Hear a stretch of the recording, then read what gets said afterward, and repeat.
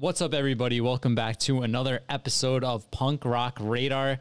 Today, we are finally not talking punk rock, or, Elliot might be talking a little punk rock, but overall, this is going to be venturing into different landscapes of music, some for good, some for bad. And what we're doing is ranking our, in my case, my wife, and Lewis and Elliot's case, their girlfriends, top 10 favorite bands. We've got 10 of them that they picked out. We're going to rank S through D2 in every tier. So guys, I think we've been in our Discord chat, we've been kind of talking through this. We've been having various feelings about having to listen to some of this stuff. So like, Ellie, you go first. Like overall, what is the vibe you're getting from Katarina's top 10 bands? It's stuff I'm mostly familiar with. So other than there's some stuff thrown in there that I never really listened to. Basically, like everything is kind of like everything I know is like 2000s plus, and then once we dip down into the 90s and below with a couple of these bands, I don't really know. Never really listened to them, which some might be a surprise to some people, but yeah. There's a ton of like classics I have never listened to. So yeah, I think her list is pretty solid. Of the three, it's like the closest to what I think the channel will like. Lewis, I think Kate kind of deviates the most. How was your listening experience with these 10 bands? Yeah, I mean, so obviously we're going to get into them, but a lot of indie rock kind of pop influence stuff here, which, to be fair, you know, I think I probably have maybe the broader musical taste, so this stuff really doesn't really bother me too much, and I like a lot of things, so this was pretty much fine to me, and I was familiar with a lot of these bands, even if I'm not a huge fan. I think our relationship will survive this. I think I have a lot of positive things to say about each artist, and you know, it'll probably give her some good hints about what I want to listen to in the car when she's driving. And I mean, to be fair, the amount of bullshit that I make her listen to in the car, like she's had to listen to like 24-hour Roadside Resistance by Against All 30, which is clearly not her cup of tea. So, you know, this is fair is fair, right? All's fair. So I'm excited. Yeah. So like, I've heard, you know, I've been with my wife for 10 plus years now, so I've heard almost all of these. And what kind of like spurned this, like Matt actually suggested this. My wife she said, she's like, do Elliot and Lewis hate their significant other's music as much as you hate mine? And so that's what we're going to find out. And I describe my wife's music as, it's like hipster meets trenchcoat mafia. Like that's okay. That's how I would describe it. But yeah, we'll get into it. It looks like all the girls I knew who were super into horror movies in the 2000s is what their favorite. So. I'm not like the other girls. Sorry, I apologize. Oh yeah, real quick. So we got to do this real quick. So your girlfriend's name is Kat with a K, right, John? Yes. Or your wife? Yes. And then Lewis, what is your girlfriend's name? It's Kate with a K. So Kate with a K, and mine is Katarina. So that's very, very weird. But yeah, three cats. Quite interesting. Three cats and a Kate. Three cats talking about their three cats. So there you go. All right, Lewis, you're gonna be up first here, in the first band on the list I've never heard before. I have no idea what this music is. It's Alt J. So why don't you enlighten us a little bit and let us know where you ranked it? I want, just for transparency, I took notes because I wanted to be fair to all these. So I'm going to have a couple little facts about any of them if you're interested in hearing about them. But you're making us look Jay. Yeah. Well, don't worry. It was generated by AI, so I didn't really work that hard. So Alt J is from Leeds in West Yorkshire, England. They were started in 2007. And AI determines their music, describes it as indie rock, experimental electronic. And that seems to be the case as well. I gotta say, this was the artist that I genuinely disliked the most. So I'm actually gonna have a lot to say positive about a lot of the artists on here because a lot of this thing with indie rock is a lot of it's really similar to the softer end of 90s alt, right? Yeah. So alt rock and stuff. So to me, like John, you know, we even got flack when we did our 90s tier list. People are like, why do you like this shit? I like it, I so love it's not that 90s. bad. This one is the weird one for me. Like, this was a little bit out there. If people are interested in the song, Left Hand Free is actually, I think, was a minor hit or a relatively big hit. I'm not quite sure. It was definitely a song I was familiar with. You probably know it by the chorus, but the rest of it was kind of a little too out there. Just kind of experimentally sounding, and the guy's voice is pretty whiny and annoying. So this one is definitely not for me. So Kate, if you're listening, let's not listen to this one in the car. So that's going to be my first D tier. So not starting strong with Alt J. So that's my most negative I'm going to be. Promise already. So All right. I've heard the name, but I feel like I have heard a song by them, but I think there's a big hit they have. I think it's that one. It's Left the Hand three- Free. Yeah. So I watched some people rank like indie hits one time, and I think Alt J came up, and I think I heard a bit of the song, but I didn't check them out. I checked out some of your guys' significant others bands, but that one Left Hand Free is more like a straight up rock and roll song with just like lower production quality, but it's pretty okay. But like the other stuff, not for me. So all right. So they peak at pretty okay. So it's a not listen for me. yeah, not for me. Elliot, the first band you've got, I've never heard of them either. The Front Bottoms. Really? You never heard of them? No. Okay. So Front Bottoms is like I'm actually a big fan of the Front Bottoms. I've seen them a couple times. Front Bottoms is you wouldn't like them, John. You would describe them as quirky. I guarantee you. It is like an indie. It's like indie punk kind of. A lot of acoustic guitar, and the vocalist does a lot of like almost like talking, whining, does like a lot of weird vocal inflections and a lot of very strange, very specific lyrics about like things.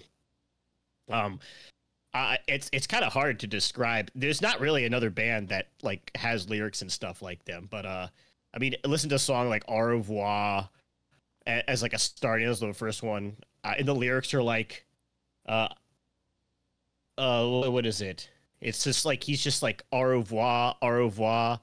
You probably don't think I know what that means. Au revoir, au revoir. You probably don't think I know what that means. She said that it's French. I know what it means. It's like goofy kind of lyrics like that. It's hard to describe. You have to listen to it. But the Front Bottoms are. Yeah, that's already a hard pass for me because that's a dumbass. That's just one song. There's a lot of other songs. Every motherfucker in the world knows what au revoir means. It was 2011, all right? I think that's when that song came out, or 2013. But their first three records are really good. I think after that, they get a little boring. But I liked them a lot when I was younger. They were like my introduction into like kind of more indie stuff with hearing the Front Bottoms. And a lot of their songs really hurt. There's one called Twin Size Mattress that has like really cool lyrics to it as well. You guys would probably hate it, but I'll put this one in the A tier. Damn. So I think the Front Bottoms are really good. I've seen them live twice at least, and I know they're one of her favorite bands, and I always try to find artists that sound similar to the Front Bottoms and send to her. I'm like, I think these guys sound like the Front Bottoms because there's something pretty unique about them. But All right. So that's all. Elliot ranking them in A tier so that his girlfriend doesn't say au revoir to him, it sounds like. Oh, good show. But all right, I'll go to mine unless unless you have anything to say about them. I never heard of them. I've heard them before. Not a band I'm overly familiar with, so I don't really have much to add. But yeah, maybe I'll give them another listen now. I mean, I want to hear these French ass lyrics, so we'll see what happens. All right, All right, Jack, go ahead. We're gonna change course here because the first artist on my wife's list is Eminem. And I haven't listened to, I mean, aside from like the random, like when Real Slim Shady or whatever comes on in the car when she's driving, I haven't like voluntarily listened to Eminem since like 2001 maybe. I feel like everybody had the Slim Shady LP when it came out in like I think it was 98 or 99. It was like 99. everywhere. I owned it. Yeah. It was like the We were in only 8th grade. Yeah, it was like the only rap CD I had other than Coolio Gangster's Paradise. But I was listening today and like My Name is still really catchy, and then like Guilty Conscience is a good one, and then the next album, Marshall Mathers LP, everything gets like pretty dark, but it's still pretty good. And then I went to the next one, and I think that's the one with Real Slim Shady on it. I don't remember what it's called. That's where it kind of loses me. And then after that is like, I really like dislike it. But based on the rest of the list, I'm going to put this one all the way up in the A tier. Just because I think the first two records, despite like, I don't know, there's so many skits on them that kind of like yeah, there's a lot of skits. I remember all the him talking to his producer and like murdering his girlfriend. Like some of them are funny, but they're not funny like 20 or whatever times. Like I still know all of them, like from when I heard them back then. Like it kind of loses its luster. The songs Insane Clown Posse blowing him and stuff. That's that's funny. Right. With Ken Kniff. Yeah, I remember that. Yeah, Ken Kniff. Yeah, that stuff's good. Come over here, Shaggy. yeah, it's so good. I mean, who could really have too much bad to say about Eminem? I mean, like he's obviously. I mean, if we're talking about the entire discography, it gets pretty weak, rough. Yeah, it gets pretty rough. But those first two, and even the Eminem show, I think are really good rap records. So I think they're really solid. I still will go back and listen to Slim Shady and Marshall Mathers LP sometimes. So I mean, Stan's also like a masterpiece of a rap song. So I think I've listened to each record as they came out, and like, I think I agree. Like, I think people like some of those. I mean, and I think some of them are well regarded. But yeah, I think the second LP I think is the best one. I think easily. Yeah, but it's good. No, it's this I wouldn't have minded having to listen to Eminem because I haven't done it in a while. So this was probably this is almost the apex of your list though. So let's see what happens next. It gets pretty dicey. All right, but Lewis, your next band is going to be System of a Down. Oh, yeah. So this was, I kind of knew that Kate had a little bit more of she likes a little bit harder stuff. So this one kind of surprised me that it made her top 10. But, System of a Down from Los Angeles, California. Wonderful Los Angeles. Whoever had an unkind thing to say. Started in 1994. Let's see. Described as a conglomeration of experimental rock, new metal, and alternative metal. So, I mean, this is a band I was obviously familiar with.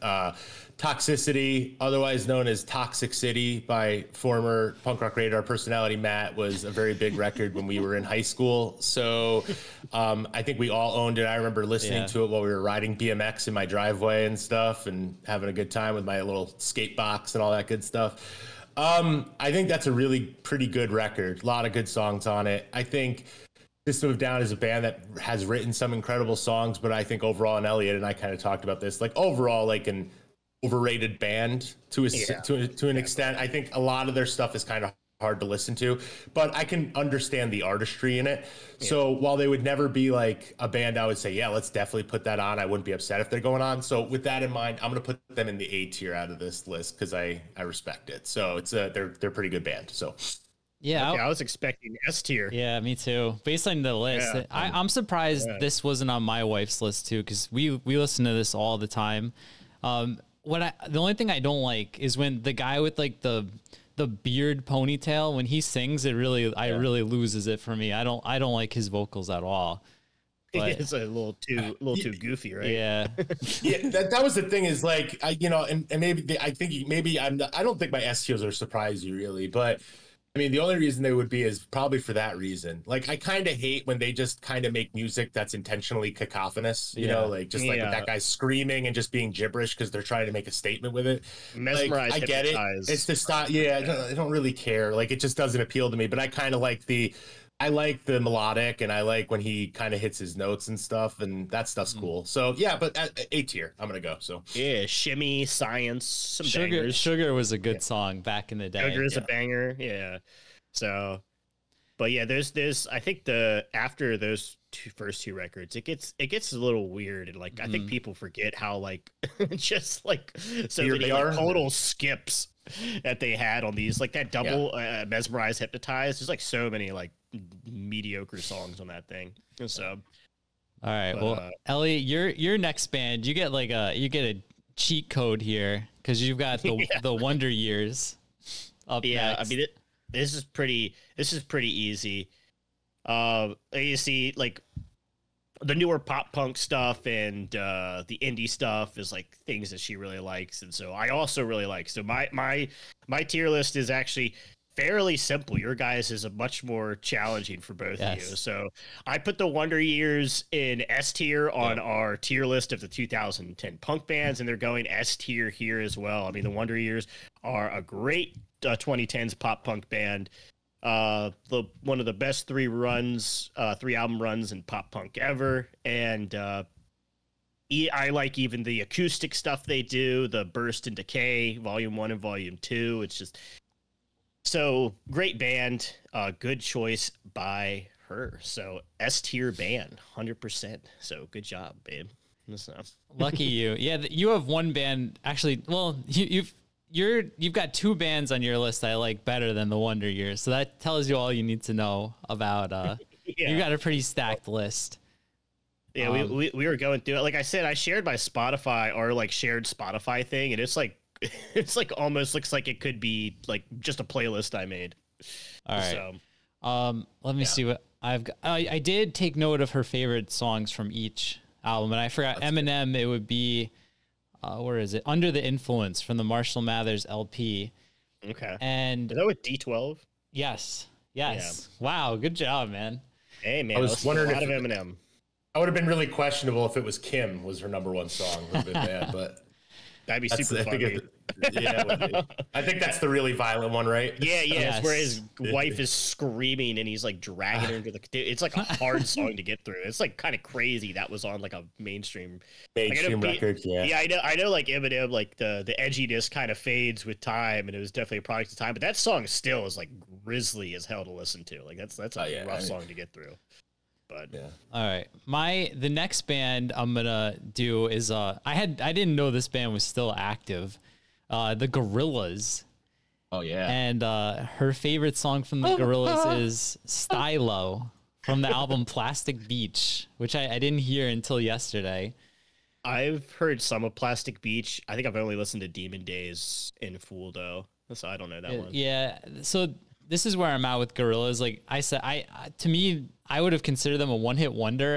And then I was looking, and they're like pretty massive still. Mm-hmm. Like, I mean, when Clint Eastwood came out, it was like massive, right? Yeah. And it's a pretty good song. I can get down to Clint Eastwood. And like I was just doing some Googling, and then even the Gorillaz fans are like, Clint Eastwood, the radio edit sucks. You got to listen to the full thing. And of course, that kind of, for me, it's not as good because it's very long and drawn out. Longer. Yeah, it's so long. The true fans, the true Gorillaz. Like this is where I'm at with the Gorillaz. It's just like, I mean, the gimmick is fine. I'm surprised people aren't tired of it by now. But like, I feel like there's like two main communities that are collecting vinyl right now. There's the punk community, and then the people who aren't into punk, they probably like the Gorillaz. It's like the yeah, that's pretty accurate. Yeah, it's pretentious record shop. I don't. How would you like kind of hip hoppy indie? I don't know. It's just, it's like an amalgamation of. It's like a bit of electronica, a bit of hip hop, some trip hop, and yeah. It's like if you had somebody combine like the three genres I like least and put them all into one, it would probably come out with the Gorillaz. But with that said, like Chemical Brothers. It's. I didn't hate it though. There's a couple things. I'm speaking quietly because she's still sleeping.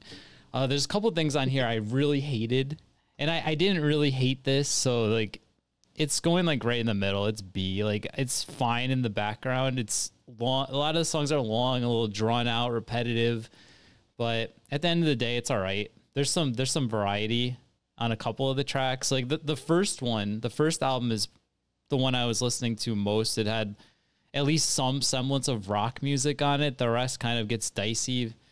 I definitely prefer Blur for what it's worth. I like Blur a lot better than Gorillaz, but I'm going B tier. Yeah. Apparently, the audience at Coachella doesn't agree with you because like Blur caused a whole big scene there, so that was pretty funny. But yeah, I mean the Gorillaz are fine. I'd be lying if I said I had a knowledge of their deep cuts, but I think the hits are good. I think I listened to like one record, and obviously Clint Eastwood is a great song. Yeah. So, and the rapper on that is Del the Funky Homo Sapien, and I like his solo project. He has a Damn, dude. he has a group called Deltron 3030, which I always mess with. It's kind of like if you ever were into that Epitaph Rhyme Sayers rap stuff back in the early 2000s when they were releasing like Atmosphere and Sage Francis. It's very similar to that stuff, like nerd rap. So Yeah, it's cool. It's cool. The Gorillas, I mean, John, you could do worse than that in the car for sure. Yeah, yeah, agree. that's Oh, fine. it gets Definitely. worse. It gets worse. That's only in the All right. beats All here. right. Let's, Yeah. let's keep it going then. Let's keep the bad times rolling. All right, All right, Lewis. what do you got? His next band is going to be Mr. Ben Folds. Ah, Ben Folds. Nice. All right. So, Mr. Ben Folds, artist, band, multiple. He's from Winston-Salem, North Carolina, USA.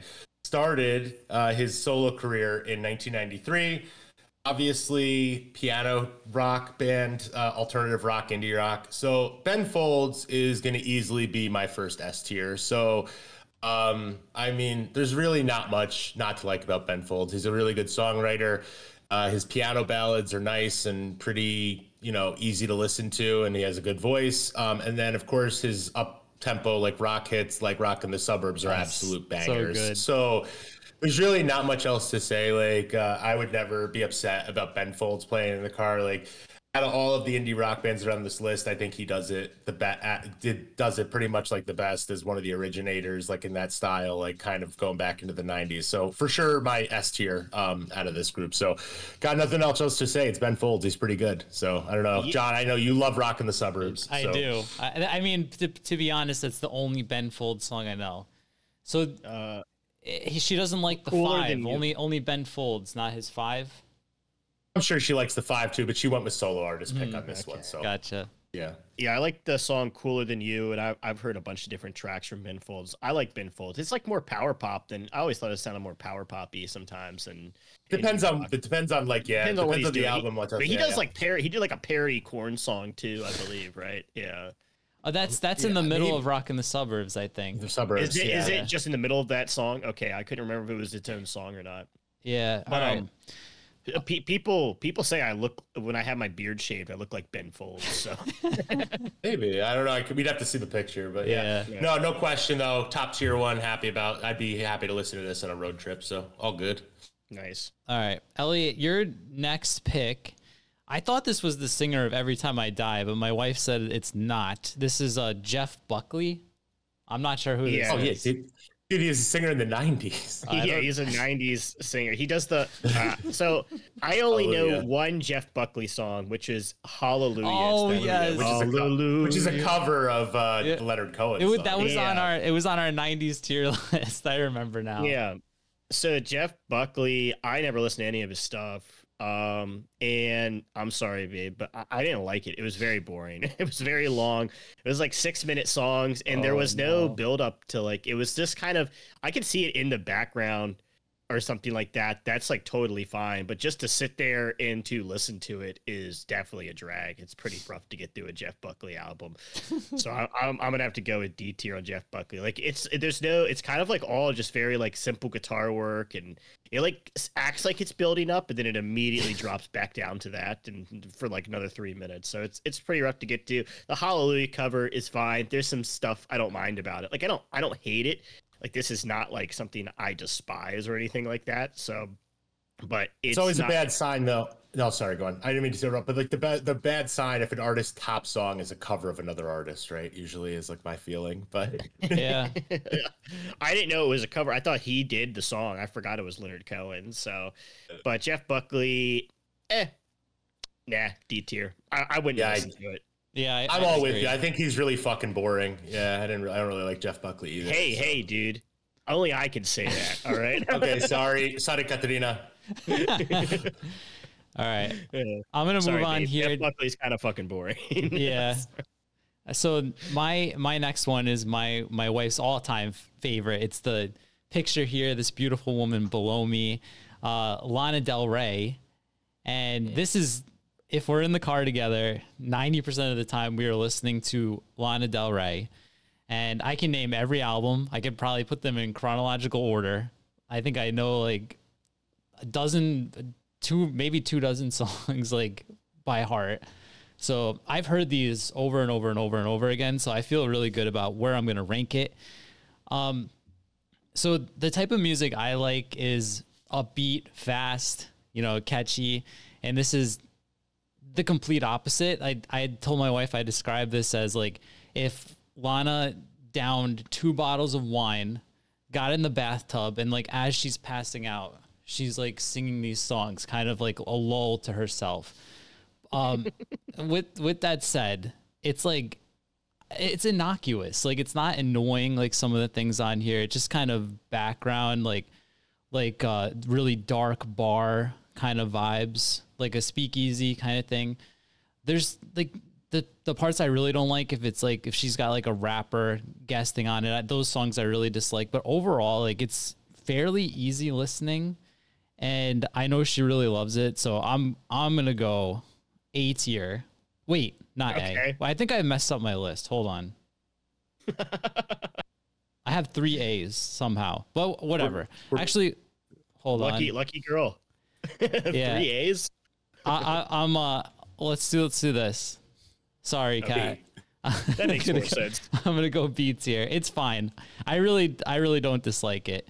And Lana puts out some killer limited vinyl pressing, so I'll give her some points there. So B tier on Lana Del Rey.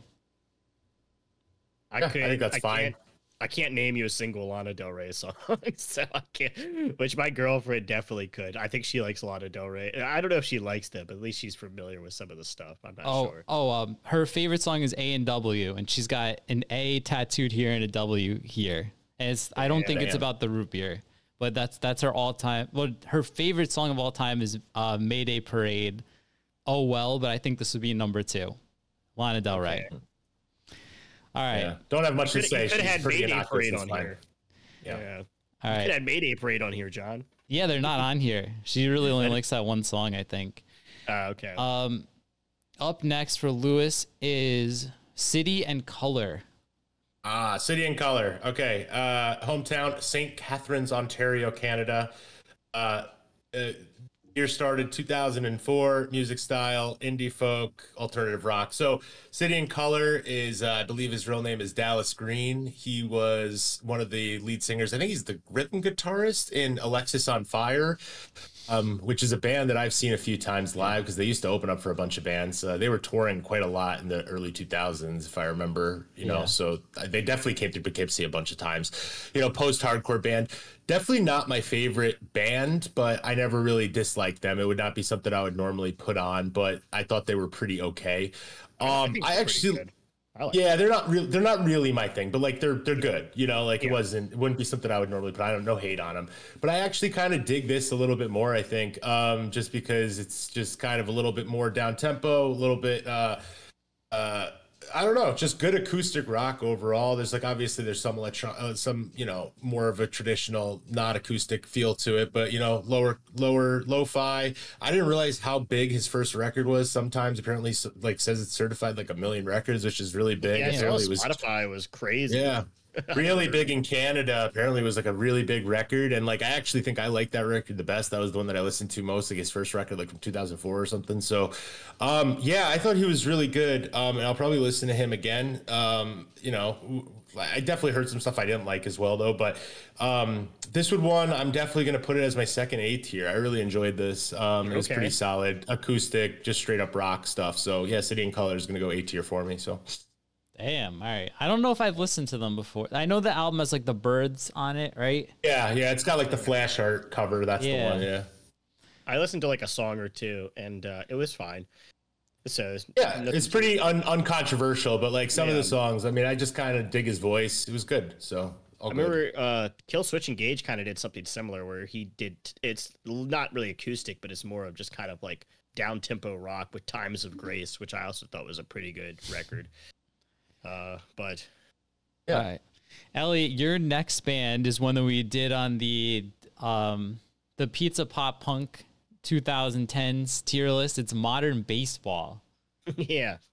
You hated them. Yeah. I dislike this quite a You bit. dislike this band. I like Modern Baseball. Modern Baseball is huge. Yeah, like I think we said they were like one of the biggest bands on that tier list, and there were some massive bands on there, and you never even heard of it. You thought they were American football. I did. Yeah, which is super funny. Or they could have been Chinese Soccer, which I think is another emo punk band. That's a good band name. Yeah. I like that one. And I love Modern Baseball. I think they catch this awkward moment in time for a lot of people who just got out of high school and don't know what the fuck they're doing with their life really well. It's very cringy at times, but it almost like is supposed to be. It's like hard to explain. Like it's kind of supposed to be cringy because it really captures that that mood of just kind of not really knowing what to do. And they also have some really genuine cutesy love songs, and I think it's Cold Out Here is one that she really likes a lot. There's these slow acoustic tracks. And I like Modern Baseball, but I think with everything else that is on here, I'm gonna have to put them in B tier for right now. But they were in my A tier on the pop punk tier list. But I like Modern Baseball a good bit. I like emo indie stuff a good bit. I got into it with the Front Bottoms and Modern Baseball, so that's another side of me. Started with street punk, went into pop punk, and then we went into the emo indie kind of quirky territory. But I like that stuff. I like it. So Damn. But I do not know this band at all. No. I don't know, Lewis. Your musical taste, like you said, it stretches wide. I don't like it, but you might get into it. I expected John to dislike it though, so I'll send you Your Graduation, which is probably their most accessible song, Lewis. And Okay, I'll listen to you. I've never even heard of them. I'll be honest. So yeah, they're like pretty massive. They're also like close to where I live. Like they're Maryland locals, so they were a lot of people love this band. Yeah, I was too busy listening to Chinese Soccer to really pay attention, but Chinese Soccer is good, and so is African Lacrosse, the other emo. Oh yeah, that one's classic. Yeah, I love African Lacrosse. All right, so my next band I've got here, man, we're over 30 minutes already. We gotta pick up the pace. Yeah. Mm. The next band for me is Nine Inch Nails, and I think this is her favorite like rock band. I really dislike this band, guys. I'm sorry. I don't understand. Like I'll see so many people say Trent Reznor is a genius. He's so influential. And to me, I'm just hearing the same drum beat for like 6 or 7 minutes. And he's just going, terrible lie, terrible lie. It's just the same over and over and over. And I'm like, in the 90s, we must have been blessed with like a much wider, like bigger attention span, because I cannot get through any of these songs. Her favorite song is Closer. I always say Closer, but it's Closer. Yes, it's close. That's their big hit. That's the big hit. Yeah. I wanna fuck you like an animal. That's what he says. Yeah. Which is feel you on the inside. Which is fine. There's C. I mean, badass He's logo. Like, you're unlistable. C tier. I love the logo. There's stuff like, awesome. I mean, I don't know. I hate it, but like there's 2 things on here that I was like absolutely miserable listening to. And don't get me wrong, I'm miserable listening to this, but like a whole nother wave of misery. I brought out my 9 Inch Nails CD just because I knew how much you hated them. So. Oh god, yeah. I have so much bad feelings about the logo though, because like think about every dog shit person we knew in middle school and high school that was their shirt that they wore. You know. That I was thinking about this, and I won't do it too long of a story, but like. What I remember in high school, there was like a lot of overlap between the punks and the freaks, and that's what they call themselves. I'm not making any judgment. But like, it was like a lot of the same people that we kind of fringe hung out with, but like didn't really connect with, where it was like that crowd. Like there was overlap, but it was like the Venn diagram was like a little far apart. But yeah, I'm going to go see on 9 Inch Nails. I have a lot of things that can get me in trouble that I would say, but I'm going to refrain. And we'll pass it here to Lewis. And your next band is going to be Guster. Another one I've never heard of. You never heard of Guster? Oh, man. I never heard of him either. I didn't even listen to him. From Boston, Massachusetts, 1991, alt rock, indie rock, folk rock. Like when I was younger, I really thought they were a jam band, but they're not really. I mean, I think it was just because they had a lot of overlap with people that like Dave Matthews Band, and like I knew people who loved the Dead and also liked Guster, so they're definitely an indie rock band. I had like really negative emotions towards them, I got to be honest. And then listening to this, they weren't that bad. I think they're pretty good. Definitely not too jammy for me. Definitely a straight up indie rock band. Pretty catchy stuff, some of it. I'm gonna put them in the B tier. Like I would, I don't think you guys would love it, but there's a reason they've been around for so long, so people seem to like it. It's pretty good. So Never heard of it. Ellie, you either? I've never heard of this band ever. Okay. It's like the same group, like people like OAR and stuff. And Oh, God. OAR. Yeah, I don't know who that is either. I remember. It's like the same crowd. Just real quick, Lewis. This was like 2008. I gotta tell the story. And we were in a bar, and like I was talking to this girl, and she said like OAR was her favorite band. Do you remember this? Oh, I don't. Go on. And I was like, oh my God, I hate them. And she like got all pissed and like threatened to like punch me, and we had to leave the bar. Do you remember that? Like she was gonna like physically assault me over this. Which bar was it at? Sorry, my phone is going off in my house, and I got a cat here. I was visiting you at college, so like I think it must have been in Albany. I don't know where. Oh man. Wild. I don't remember. Yeah, it would have been like close to 20 years ago, so I don't expect you to remember. But all right, we'll move on here. Elliot, this is another band that you've got that I've never heard of. Never. Okay. 100 gecs, is that how you say it? Oh my gosh. Yes. Yeah. I know she likes this band, and I kind of was just like, we were talking about what her top 10 would be, and it was kind of tough to get through her trying to figure it out. So I was like, we really like 100 gecs. I think it'd be really funny to put 100 gecs on here, because I thought originally you guys would have to listen to this band, and that's why I wanted to do it, because I really wanted both of you to listen. 100 gecs is basically like an internet sensation. They're like a cult following. They're like a newer band. They're classified as hyperpop. So it's basically you take like Britney Spears or 2000s pop, throw it in a blender. All right, add a little bit of 303 and some of that emo 2010 stuff, and then just add auto-tune out the ass. Oh, no. Where it's like deep fried, and it's very strange. It's like unlistenable when you first hear it. It weirdly grew on me. It kind of rules how awful. It's like awful and amazing at the same time. It's like the most bizarre thing I've ever heard. They got a song called Doritos and Fritos that's pretty accessible. It's a lot of like techno stuff, but then they put in real music, and they even add like weird ska parts to it. They've got a song called, I think, they have a song that has like random just ska upstrokes in it, and it almost sounds like it could be a ska song. Like it'll just randomly break down into weird stuff like that. They have another song that breaks down into like random sounding Limp Bizkit rap style stuff, and it's like super funny. It's like this hodgepodge blender of like an AI's interpretation of the early 2000s just all spit out into one thing. And you guys would hate it. I was really hoping you had to listen to it. But I know Doug Lachelle also likes this band, and Ken in the Discord, which is so funny. But honestly, I'm giving him a C tier. I'd rather listen to 100 gecs over Jeff Buckley. Where Jeff Buckley's boring, 100 gecs is not my favorite, but there's some sort of strange charm there. So I'll send you guys a 100 gecs song, and you'll just immediately nope out of it.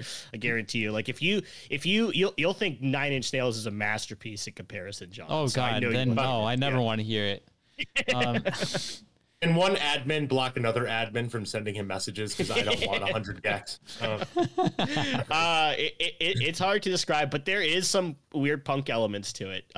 So but maybe you should listen to like 2 seconds. Maybe in a bonus episode, we'll do each other's.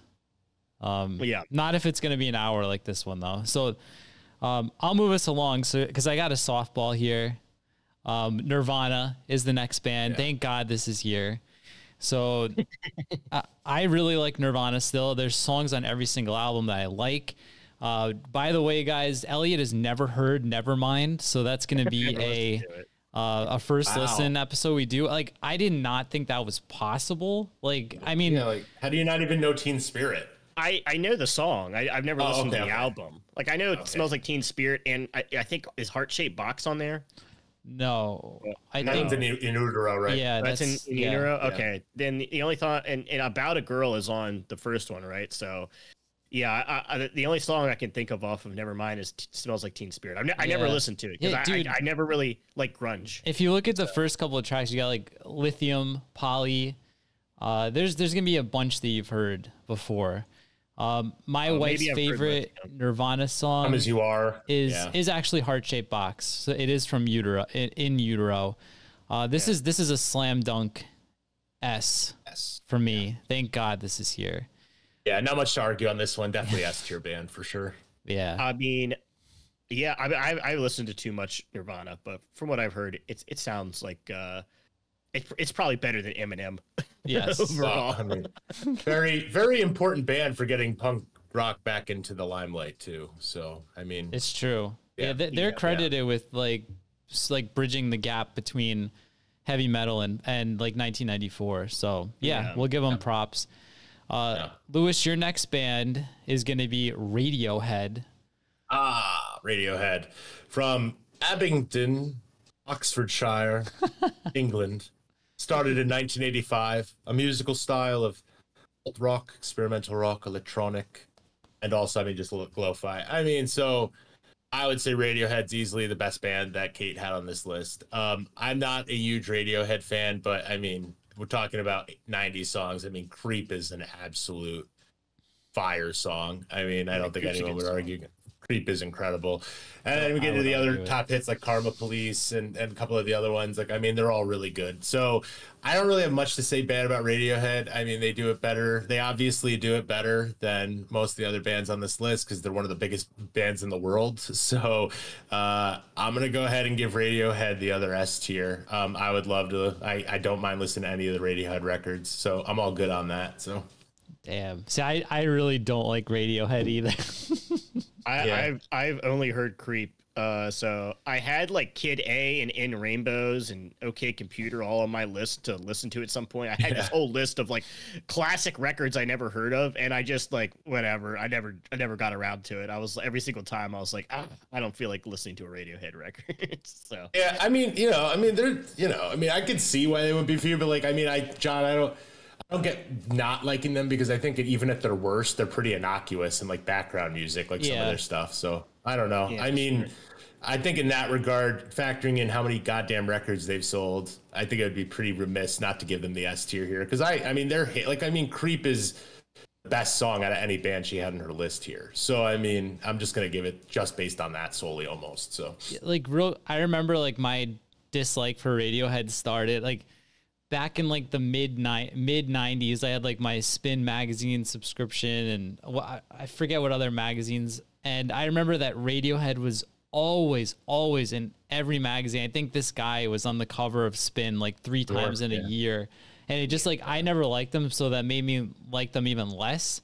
And it kind of like turned into like disdain for them. And I never grew out of it. So I'm that's not fair. a fan. But Elliot, Tom York doesn't need your admiration. I know. So I think he'll be all right. He'll be fine. Elliot with he's got 2 more all-time softballs coming up, but the first one is going to be the Flatliners, which is awesome made it. Yeah. Just give it S tier and don't say much more about it. We already talked about these guys. It's fine. Yeah, this is an S tier band. I'm just very happy that she loves this band. It's one of my favorite bands. And we were talking. They rule. She was watching the stream and she was saying it was absolutely ridiculous. Cavalcade lost. So in the Fat Wreck stream. So just super awesome. She loves this band. It's one of my favorite bands. They're near and dear to my heart, and she is near and dear to my heart. So that's all I'll say. There we go. Very nice pick, Kat. That's a good one. Yeah. All right, I'll move us on here. And my next band that we got to talk about is Static X, who Wayne Static in the house. Come on, Static X is not that bad, John. Come on. Well, yeah, you're gonna see like so by virtue of competition, Static X is gonna make it all the way into my A tier. Okay. The thing is like at least. Like this gets a little heavy. It gets a little catchy sometimes, which a lot of this stuff, especially coming up, doesn't really do. And like, I'm never really, well, I will complain, but I won't complain as much when like Wisconsin Death Trip or Machine comes on. Like there's some good songs on the, like, it's fine. It's just like, I feel like Power Man 5000 did this better and more accessible, this style. Like the first Power Man album, I don't know if it's their first one, but like Tonight the Stars Revolt, that's a really good record. That album fucking rules, man. It does. It's really good. I love it. Worlds Collide, right? Yeah. That album rules. We both had that record. Yeah, I like that one way more than Static X. Exactly. Like that song, They Know Who You Are. That song freaking rips too. But like this is kind of more leaning towards like traditional industrial and kind of like where Power Man goes way more into melodic and kind of more punk-ish elements in terms of the song structure. But like this is okay. It's fine. It's like it's definitely one of the ones I'd prefer to listen to. So I'm gonna go A tier on Static X. R.I.P. Wayne Static. Wayne Static, yeah. I mean, Wisconsin like Death 10 years ago. Yeah. Yeah. Wisconsin Death Strip's a good record. So is Machine. So I like both of those ones. Yeah, it's fine. It's definitely one of the better ones. So getting back to a band I never heard of, and I'm probably gonna say it wrong because I can't see the logo. Lake Street Dive or Drive? Yeah. Dive? Yeah, it's Dive. Yeah, that was the one I kept saying Drive too. I think I sent it to you as Drive as well because I had never heard of them either. Okay. But Lake Street Dive, also from Boston, Massachusetts, I guess, like Guster, started in 2004. Indie pop, soul, and R&B, and you could definitely hear that influence. This is more of a band that had a pretty good variety when I was listening to it. Some more like straight up like pop songs, but then also they had some slowed down like R&B. The lead singer's like really good. She has like a really soulful voice. That being said, like all those positive qualities, not really the type of music that I dig that much. Like I can view it and say that it's like competent and well made, and it seems nice. Like Rich Girl's like a good song. I mean, it's okay. But out of the choices on this list, this would be one that I would have to put in the D tier. It's the name of the game, just because it's one of the ones that I dislike. But if I had my way, it would be way above Alt J in the D tier. Like this is something that I could listen to, but out of the nature of the game, it has to go D tier with the rest. So yeah, that's my pick for them. I feel like my mom would really like this music, and if she put it on while we were over at her house, I'd be all right with it. Yeah, she'd like it. Yeah, I think it's a mom music. Moms would definitely like this music. It's pretty okay. Yeah, it's all right. Got a little spiciness to it, a little soul to it, a little danceability, but not too much. I like their upbeat stuff more than their soul stuff, personally. But yeah, they were cool. I mean, just but D tier for me, so not bad though. All right, so we're headed from Boston, Massachusetts to Asbury Park, New Jersey. Unironically, this time we end up there a lot by mistake. But yeah, Bruce Springsteen, the boss, is next for Elliot. This is like a band that she got from her dad. She would listen to Bruce Springsteen in the car with her dad all the time. And so she's a big fan of old Bruce. I have never listened to Bruce Springsteen. It was never in a second in my mind growing up where I was like, man, I should check out a Springsteen record. It just never came up. And I listened to Born in the USA and some other random tracks, and I kind of fuck with Bruce Springsteen, dude. Bruce Springsteen kind of rocks, rules. Dude. Yeah, I mean, it's not my favorite, but it's definitely good, you know? You know what I realized, though, and I was talking to her about it. I was talking about Bruce Springsteen to her because I listened to it. She wanted to know what songs like Dancing in the Dark was good, Glory Days. I was saying, like, the later Men Singers and the Gaslight Anthem just sound like punk rock Bruce Springsteen. And she was like, no. And then when I put them on, I'm like, no, listen. And then I was showing her, and I was showing the Gaslight Anthem. In the Gaslight Anthem's 2023 album, they have a song featuring Bruce Springsteen. That's pretty like crazy. Straight up. Yeah, it is weird. I was like, oh my gosh, I feel so vindicated. I was like, so yeah, this is kind of like Bruce Springsteen, the original Orgcore band.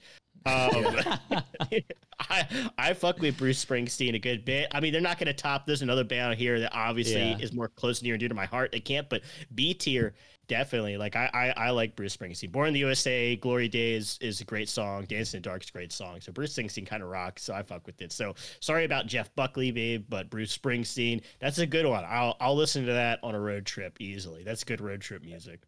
I don't have much to add about this. It's Bruce. Sorry, but it's Bruce Springsteen. But I think the one we were talking on the chat, and you said, "Oh, it sounds like I'm listening to a movie soundtrack," and I found to be a really funny comment because like it's just because all of his, like every one of his songs is in a fucking movie. I think that's what it was. Like, I think I've probably heard these songs in movies, but they never like registered because a few of them sounded familiar, but I was just like not he's enough. A gigantic artist. He's easily I think the biggest art. I mean, like probably the most.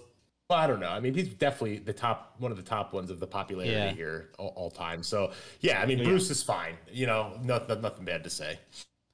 Yeah, I have very similar memories to Katarina. Like, if you had to tell me, John, pick out two artists that my mom really introduced me to, would be Springsteen and John Cougar Mellencamp. So like, I have a lot of the same memories. Mellencamp rocks. Yeah. All right, I get a softball here because this is the only band on my wife's list that I introduced her to. We saw them at some hole in the wall bar in Woodstock, New York, and she was hooked. They have one of my favorite albums of the last 5 years, which is Fuck Art, and it's The Dirty Nil. And we saw them. It was opening for the Menzingers, and we left before the Menzingers came because I don't really like them that much. But yeah, Fuck Art is a masterpiece. Master Volume is also really good. Her favorite song is Possession off of Fuck Art. The newest Dirty Nil album that came out last year, I thought was a little disappointing, but it still had some good songs like Celebration and Stupid Jobs. But this is S tier all day for me. It's the one on the list I'm most likely to listen to. So the Nil is getting an S from me. Anything to say about them, guys? I've actually heard you talk about them a lot. I've never listened to them. Oh, dude, it's so good. I'll have to check them out, especially if this is you and her have collectively decided this band rules. So, dude, it's like a mix of pop punk and like kind of 70s rock too. Okay. Then the latest album has a lot of like Stone Temple Pilots influence on it too. Like it's just like, I feel like it's very, very accessible. Okay. It touches on like the catchiest, most accessible parts of like several different genres and years. So I definitely would recommend it. Fuck Art is the most pure pop punk one. Master Volume is very 70s rock influence, and then the newest one has more 90s influence. So pick your poison. But Lewis, it's back to you with another artist I've never heard of, Regina Spektor. Oh, Regina. You never heard of Regina Spektor? Oh. She's like a hipster singer. No, she is Regina Spektor, originally from Moscow, Russia, moved to the Bronx in the USA as a child. Sorry, the cat is all up in my business. It sounds like a pitchfork write-up more than it does AI. Oh, my God. Hold on, man. Dude, my cat is being a nut here. Come here, little fucker. So Regina Spektor, she started her musical career in 2001. She did like start her stuff with like anti-folk type stuff. So that like kind of, mocking of the folk music, more of the DIY ethic. It's definitely become a lot more like indie pop and dark pop and stuff. Really nothing bad to say about Regina Spektor. Like it would definitely not be my first listen, but it's totally good and serviceable, like female vocalist, pop driven stuff. Not much else to say about it. I thought it was fine. I'm going to give it a C though, just because kind of the nature of where things laid out, but I would never argue to hearing this. It's pretty innocuous to me. Pretty decent though. So good singer though. Okay. Yeah. Elliot, I'm assuming you don't know it either. I don't know. I didn't check this one out either. I checked out Lake Street Dive and City in Color. Those are the two I didn't know that I checked out on Lewis's side, so I didn't listen to this one. But. All right, Elliot, you're heading back to Fat Wreck. You have two Fat Wreck bands on your list. This one's slightly lesser known, but this is Days and Days. Oh yeah, I mean, when I knew them, they weren't a Fat Wreck band, so I forgot they did sign and release that record on Fat Records. So, but it's for some reason that Days and Days record, Rogue Taxidermy, and of course My Darling Dopamine really blew up and got very, very popular. And I didn't even know she really listened to Days and Days that much, but I knew there was a lot of different, for some reason, there's like a lot of girls I knew and growing up that really liked Days and Days, like out of like everything else. They wouldn't like too much other punk, but they really like the folk punk stuff. And I like Days and Days. I think Days and Days Rogue Death Taxidermy. I think it's a great record. My Darling Dopamine is a good song. So I don't know how much you guys like raspy, crusty folk punk, but I enjoyed it. I was pretty big into it, especially when I was busking. Like that was like, like a bit. But C tier on Days and Days. So I know who they are, and like obviously they have that sample. Part of their track is in Bed Bugs and Beyond, right on the Leftover Crack record. Yeah, so that's when I'd listened to them after I'd heard that. But yeah, I mean they're fine. It's definitely would not be my first pick for sure, but they're not that bad. So C seems fine to me. Yeah, I think My Darling Dopamine got really big. So like kind of like a cult hit classic, weirdly enough. But all right, we'll move on here. The next one on my wife's list is, I never heard of it either. Tom Waits. Tom Waits? I don't know it. But like, I don't know, dude. This is probably the one I like the least of all of these. It's like, I guess, would you consider like Bob Dylan a contemporary? Like that's kind of what I'm getting out of it. I just feel like you have to be on like at least 2 drugs to appreciate this kind of music. And I was listening at like 6:30 this morning. Dude, not for me. The super raspy vocals. Like this is like, if you think Tim Armstrong's raspy, you haven't heard Tom Waits. But yeah, it's a D tier. I don't know much to say about it. I don't know if you guys have heard this before. The way you described it made me want to listen to it. Oh God, dude, no. I know Tom Waits. Tom Waits is also an actor. You'd actually recognize his face probably because he's in a lot of movies. Okay, I've never heard of it. Yeah, like he's a background. He's in a background. He's like a character actor generally. Like he's in. I'm trying to think if there's any movie where he's a star, but I remember he's in the Book of Eli. I'm pretty sure. Actually, random. Let me see if I look it up. I'm looking up right now. I thought it was Tom. A bunch of stuff. Original. Oh, he's in Mystery Men. Yeah. But yeah, Tom Waits not my favorite either. But yeah, he's like 80 almost, so he's pretty old. So damn, yeah. All right, we'll move on here. We got 2 bands left each, and Lewis, you're going to the Shins, who I vaguely remember the name from the early 2000s, but I don't know any of their songs. Inverted World, New Slang. Yeah. New Slang, yeah, the Shins from Albuquerque, New Mexico. I like Albuquerque, pretty nice. Well, not that nice, but fun to visit. 1996, indie rock, alternative indie pop. Definitely going for that lo-fi feel. I think the reason you remember them is because they got really big after that movie Garden State with Zach Braff and Natalie Portman. Yeah, and like that's where that song was like a hit, and like Natalie Portman was the quirky girl with epilepsy who loved the Shins. She was the pixie dream girl. Yeah, for Zach Braff, the Eternal Virgin character, the original. The original incel with drug problems or whatever. But I mean they're okay. I mean the Shins are. I think they're pretty boring, to be honest. Like it seems like background music to me, and that's how I've always felt about them. They're better than I remembered because I kind of heard them when Garden State had come out, and I at that point I think my favorite band and like when that movie came out was probably like Pennywise. So we were on definitely different wavelengths. So. But yeah, I think pretty boring overall, but obviously I could see the appeal. So yeah, I'm going to put them in the C tier, next to Regina Spektor there. So I think Inverted World's a good record, a good indie record. So is it it has like a cartoony cover, like pinks and yellows? Or am I thinking of the right band or no? That might be another one. It's like I think it's a bluish, greenish cover. Like not much going on. It's very simplistic. There's a little bit, like I think in the corner or something. But let's see what Elliot. Oh, Elliot's. You got 2 good bands left, Elliot. Well, it looks like you don't think so, but your next band is Hole. Oh, nice. Yeah. I don't know. I didn't love Hole, so but I'm not familiar with them. I didn't even know this was Courtney Love's band. I thought she just went by Courtney Love as a solo artist.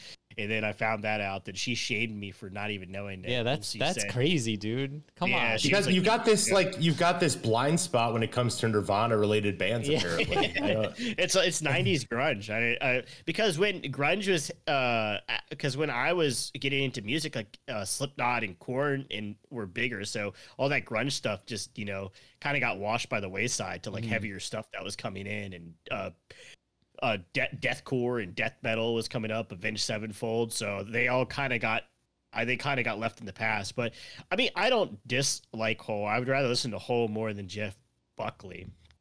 But I wasn't super big on. I just wasn't super big on it. I don't know. I only listened to the one record and like some of the hits or something like that. But which record? You know, I had to pull it up. It's like the 1994 one, I think. Live Through This.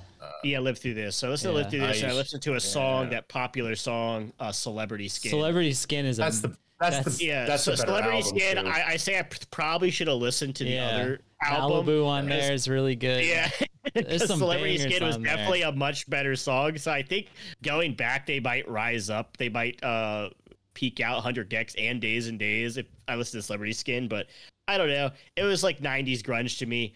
I've never been super into 90s grunge, so.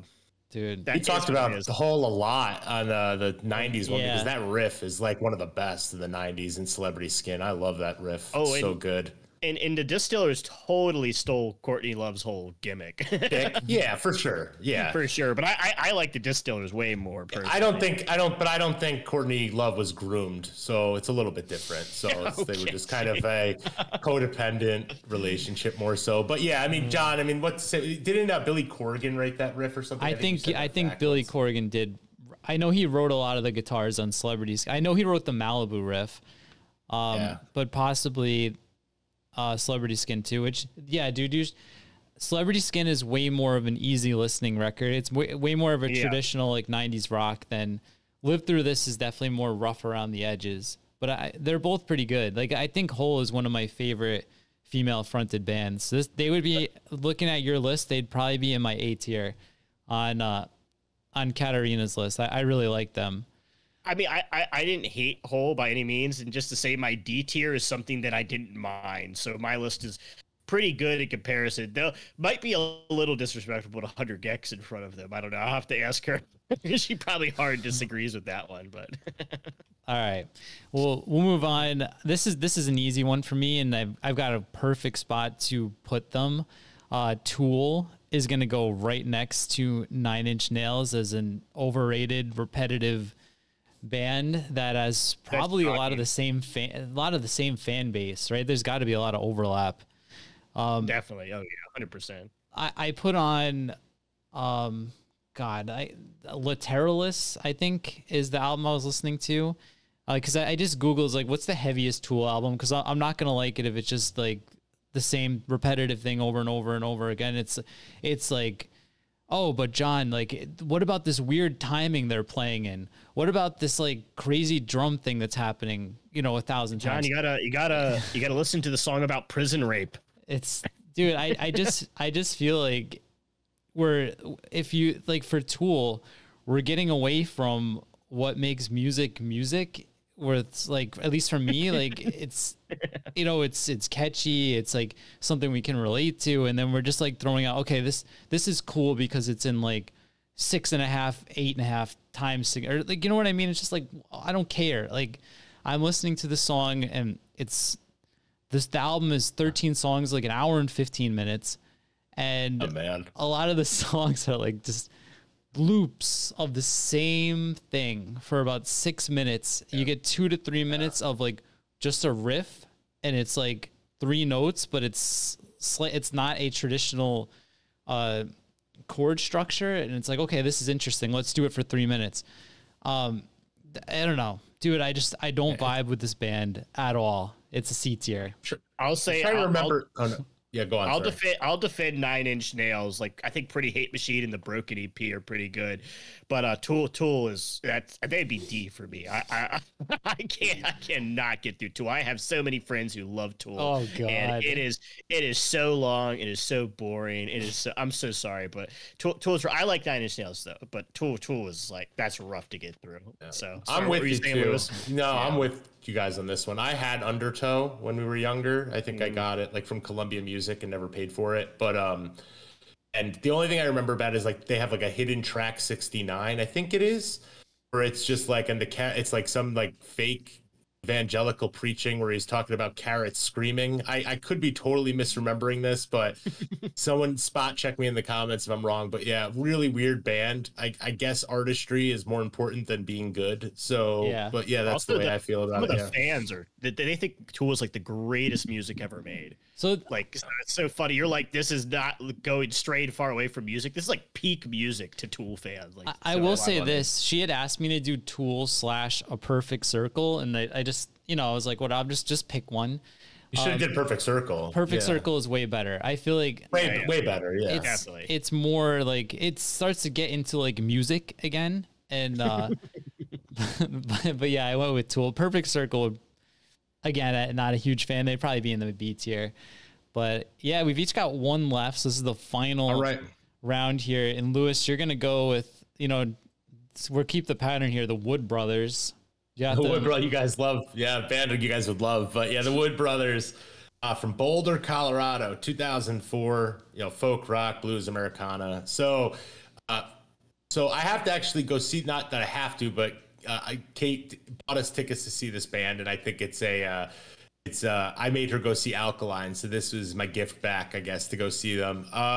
As you can see, I only got one spot left in the C, so they're not really that bad, but they didn't really jump out to me. It's definitely, it's got that bluegrass, country fried, lower fi, like Western style music. It wouldn't be my first pick, but pretty, not innocuous, but like uncontroversial to me. Like, I kind of liked it. I could see myself enjoying it live, I think, more than on CD, because it seems like a band that would be pretty good to see live, like with a few beers out in a field or whatever. So I think that'll be fine. So I'm not really going to argue against it. I'm not against necessarily some country inspired, some Americana bluesy stuff. So all good with me. Some of their hits were pretty good. So I'm going to put them in C and not feel too bad about it. So Fair. All right. All right. Yeah, I listened to some stuff on this, and they would have been in my D from everything I heard. Yeah. It's like Mumford and Son folk music. Yeah. Can't do it. White guys with suspenders music. Yeah, Yeah, that's what White I Guys usually call Suspender it. music is one of my least favorite genres, so it's pretty tough. Yeah. I agree. So, All right, Elliot. So your last one is a band we've talked about a lot recently. Lewis and I are going to see them in a week. Sum 41. yeah. I mean, I don't have too much to say here. This is one of her favorite bands as well, and one of my favorite bands. We've talked to them at length. We've had now at this point 3 videos on them, top 5 songs, album rankings, and a reaction to Heaven and Hell. Oh, so yeah. I don't have too much else to say. It's A tier. I think the Wonder Years, the Flatliners are stronger bands to me personally overall, but Sum 41, I'd probably put them above the Front Bottoms, maybe. Yeah, probably. Yeah, definitely. So I like the Front Bottoms though. I think you guys would hate them, but Lewis might like them. All right. Just a little more open-minded. We'll wrap this up. So when I first saw this band was on my list, I was like, okay, this is like a surefire D. And I thought it was gonna be my least favorite. And then Tom Waits came at 0 hour and snatched the title for the thing I like least. But this is like right there. This is the Dresden Dolls. My wife said that they describe themselves as like cabaret punk. It's like I don't know, dude. I don't have a lot. They don't to say sound. Do about they it. sound like World Inferno at all, or anything like that? This is. I'm gonna tell you, like what I visualize, and I think you'll get it. Just think of a '90s horror movie, but it's not too gory. Like maybe a PG-13 '90s horror movie, and the montage where they're all trying on Halloween costumes. This would be playing in the background during that scene. It's Oh my god. it's very, very abrasive, in my opinion. It's chaotic. There's a lot of stuff going on. There's a lot of circus. I just checked it out. Influence It's theater kid music. Yeah. Yeah, Dude, yeah, it's this I is- just saw a couple pictures. It looks pretty bad. Yeah, yeah. it's this is like a stage play. Yes. Yeah. Yeah. It makes the Black Parade seem tame in that aspect. Wow, that's funny. So. Oh, but he's wearing a bowler. That's cool. No, this isn't cool at all. I started clicking on some songs off of the self-titled 2004 Dresden Dolls. Yeah, it sounds pretty rough to get through. I'm not gonna lie. I'm sorry, Kat. So I like Nine Inch Nails though. I have the CD. I think Nine Inch Nails I kind of fuck with industrial metal. So, but yeah, I told her that you were shit talking Tool, and she said you went down a few points. She thought, because I told her that you stick up for Nine Inch Nails, and she's like, "What? He doesn't like Tool?" No, because Nine Inch Nails has like the cool industrial boom, boom, boom, boom, boom, and the repetitiveness. It kind of, and Pretty Hate Machine's cool. Tool's just too long and too droning. But I seriously have not given them a fair chance. I will say that. You don't need to. You don't need to. From my friends who have tried to get me to listen to Tool, and I'm like, I don't have 8 minutes to spare on a song about prison rape right now. I know it's probably super deep to you. I couldn't get into it, so, but yeah. All right, but that's gonna. By the way, track 69 on Undertow was called "Disgustipated" on the Tool record, so I had to look it up. So I just checked it. Sounds like a what is it called? Anal cunt song. Oh yeah, that would have been a top tenner for somebody. That would have been good. But yeah, this was pretty fun actually. Though it was kind of getting me out of my way of listening to the same shit over and over. So I enjoyed this for that regard. It gave me something new to listen to on the ride around, I guess. So this was a fun exercise, and at least it'll make me more open-minded to shit I have to listen to when she's driving. So it introduced me to Bruce Springsteen, and I've heard a few songs before, but I like Bruce Springsteen. I like Bruce Springsteen a lot. He's a good band to put on when you're driving and stuff like that. So I fuck with old Bruce. Good music. So John, what have you? Wait, no, you gotta get a couple of those. But you gotta get a couple of those Rio beers, like Dylan likes to drink. Fire up the barbecue and start grilling some. This is barbecue music. This is like family barbecue with Bruce music. Springsteen. There you go. Yeah, in the summer. Yeah, John. Sorry. Yeah. Oh no, I want you to ask Elliot if Katarina likes John Mellencamp. Like, I'd really be curious. I'm trying to find that. She'll watch this, so she'll let me know. John Mellencamp rules. I'm trying to find the album I had.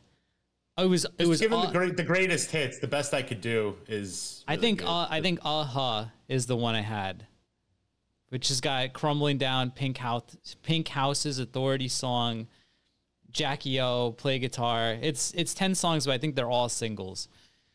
So, but yeah, that's gonna do it for this one. So anything you guys listen to for the first time, Ellie, you said Bruce Springsteen, but like Bruce Springsteen in Hole and Jeff Buckley, yeah. And like, what would you say, like the one album here that you can see going, like, or album or song you can see being added to your regular rotation? Anything?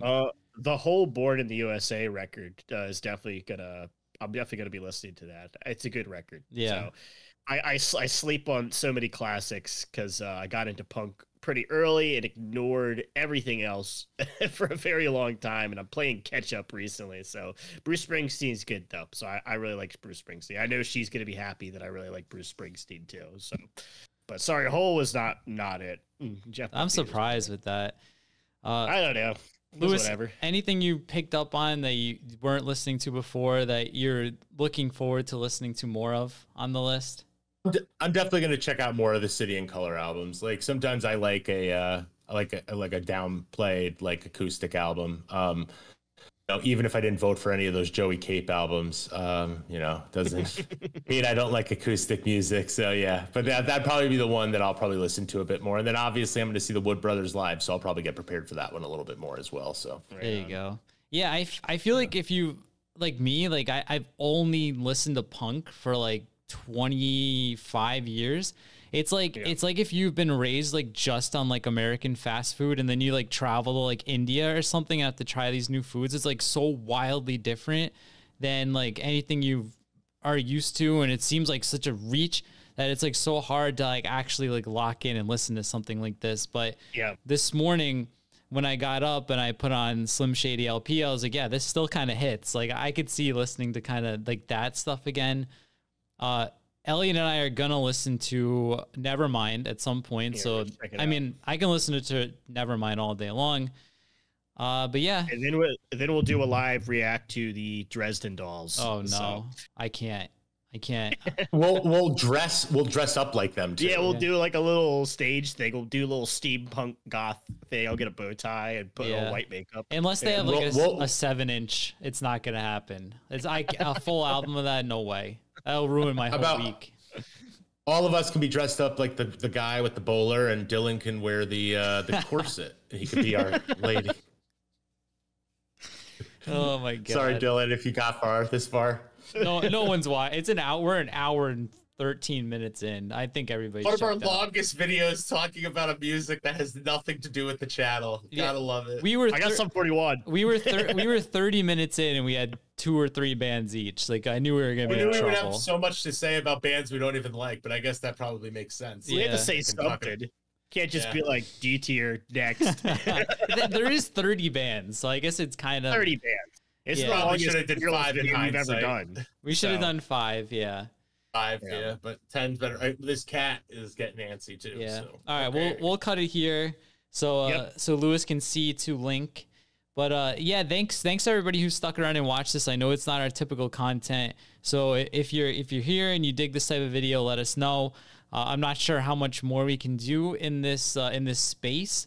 But yeah, let us know in the comments if you like the video. As always, make sure you subscribe and like it so other punk rockers and other indie rockers can find the channel. And join our Discord if you haven't already. There's a link down below. It's 24/7 punk rock talk. So if that sounds cool, click the link down below and join us. But yeah, as always, thanks for watching. We'll see you all next time. Later, guys. Peace.